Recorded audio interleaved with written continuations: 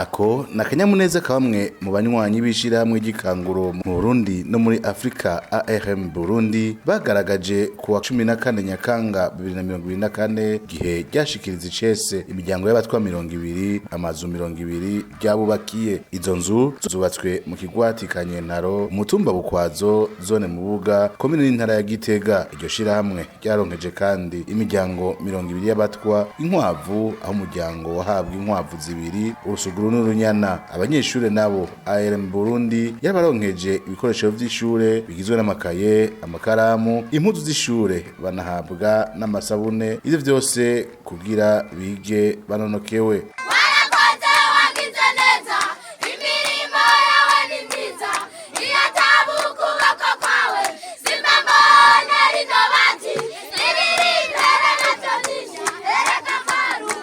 Sayimana Diodone umuhuza bikorwa muri ARM Burundi avuga ko ARM Burundi hari vyinshi yahinduye mu buzima bw'imiryango y'abatwa ngo bashigikiwe n'iryo shirahamwe kuva muri 2019 gushika ubu baronkeje abene gihugu b'abatwa bo muri ako karere umugende w'amazi meza ava mu kuzimu, baregereza amazi meza abanyeshure, banasanura utuzu twasugumwe twari tuhasanzwe, baranatanga amamashini yo guhingura udutambara bigeme bifashisha bari mu gihe c'ubutinyanka ico bise projet wash. Ngo ivyo vyose bikaba vyakozwe ku mashure mu Buga ya mbere, Buga ya kabiri, Mirama ya mbere na Mirama ya kabiri. Aruhande y'ivyo vyose ngo barigishije abatwa bakuze gusoma no kwandika, baranigisha abana babo 50 aho harimwo babiri batoye ca kibazo co mu mwaka w'icenda hamwe n'uwundi mwigeme yarose amanota 60% mu kibazo ca leta gisozera amashure yisumbuye arico bita exeta. Ngo ARM Burundi ibandanya ikorera ibikorwa mu gushira imbere agateka k'umutwa. Sayimana Diodone avuga ko iryo shirahamwe ryahisemwo gukorana n'abene gihugu ba mikoro make.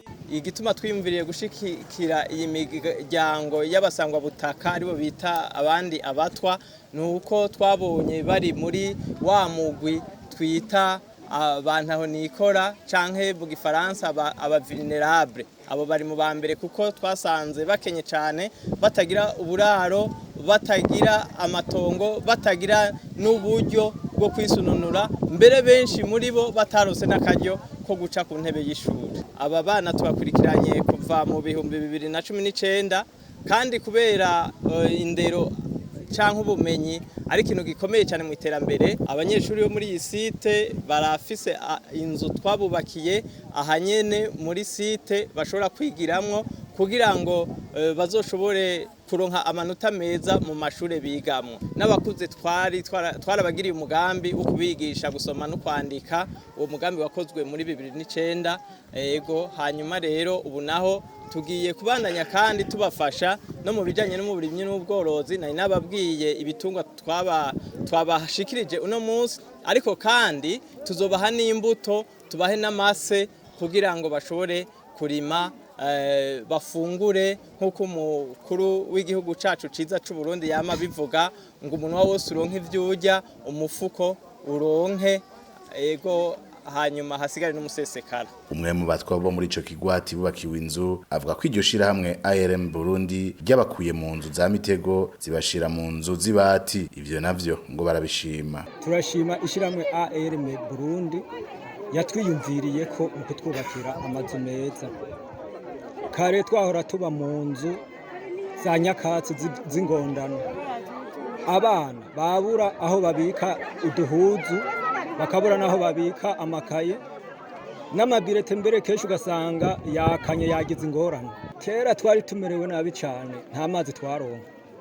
ARM mu Burundi ahiziriye niyo yatwigishije kugira isuku n'isukura. Ni kuvuga kare ngaho uri kuragenda imvunja zagusanga mu nzira, ariko gushika ubu muri umugambi aho uziriye ubu turoga agahuzu turakamesa n'inzu tukayivomera. Ubu naho kwinjira ubu ntambara gasa wasangaye. Ubu baduhumuye mu maso.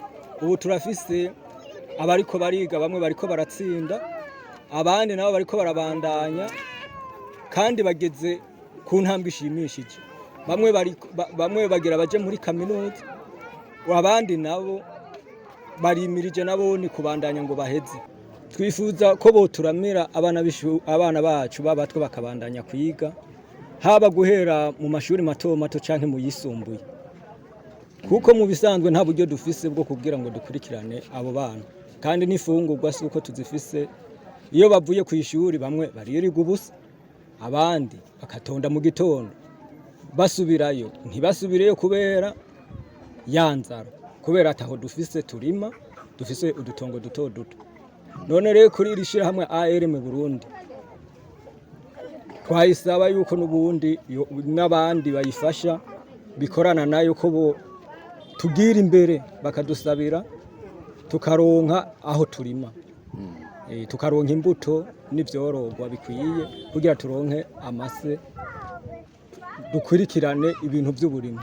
Umuhanuzi wa Matari w'intara ya Gitega ajejwe amategeko Arthur Niyonsaba yarakeje iryo shirahamwe ku bikorwa biboneka riko rirakora mu bene gihugu abasanga butakana bagiye kuba muri izo nzu yabatekereye impanuro. Inzu mwarose mwazibonye ni henshi abaterambere barose inzu amabati bakaca babigurisha muzibungabunge zirya nzu murabona ko ari inzu ziteka iki gihugu cacu twese turabarundi ntimube mwikengera ngo hariho abarundi ngo n'abatari abarundi twese turabarundi turavukana ubu haramushikiranganje ava mu bwoko bwanyu hariho abashinga amateka hariho abantu bize mu bisata byose namwe twashaka kubatera intege kugira mwige kugira ejo muzobone namwe gutera imbere cyane nk'abandi. Ku nkwavu baronkejwe Arthur Niyonsaba yabasavye yuko batosha bazishora ku mbugita. Izo nkwavu sizo gufungura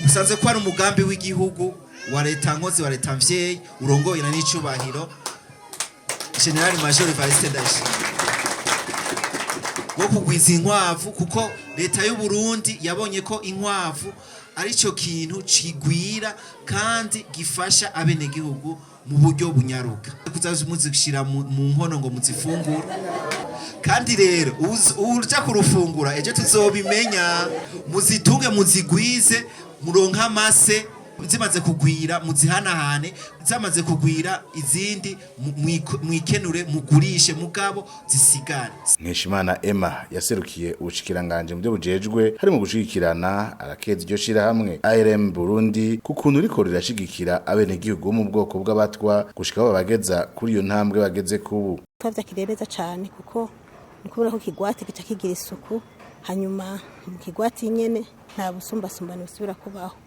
Hanyuma nico gikorwa cyo guha ibikoresho by'ishuri abana biga babatwa n'igikorwa ciza cyane cyo kimwe no gutanga inkwavu kuvuga ko byose ni bya bikorwa bigenda byuzuzanya kiva muri politike muri strategie nationale kikaca kija muri ya mbono y'igihugu ivuga igihugu cifashe muri 2040 n'igihugu giteye imbere mu 2060.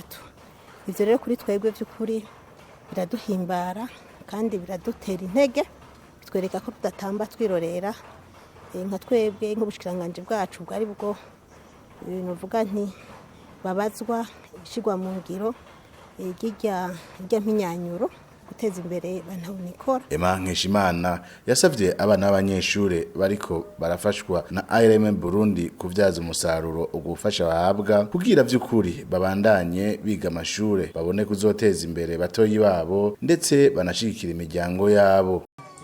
Bane mugize amahirwe yo kuja kwishura inda mwige mumenye yuko ikizobatera iteka ari kuzana iki amanota sivyo gabasha byatubaza cyane ingene twebwe muhora mugenda kwishura atani ngorane mufise mugabo mukaca mutuzanira amanota ataryoshe navyo bizi cyangwa mugaca mugenda mu bindi ubu rero mwebwe ni basiko bimeze aba barose abatwa baronse batoye exeta direct ni hanze navyo bizi ni kuvuga rero ubusumbasumbane bwabaye bariko baragerageza kugira ngo bafate ukuboko hama namwe umuntu gufasha ukuboko uca usimba cyane sivyo turagerageza rero dusimbe cyane umuntu agufasha ukuboko gumya gose hanyuma usimbe oje gusimba ucuge ufate batoyi bawe hariya ubafata ukuboko murakoze hanyuma natwe two turafashwa dusimbagiza bagira iki aba abisimbiza murakoze imana ibahezagiye.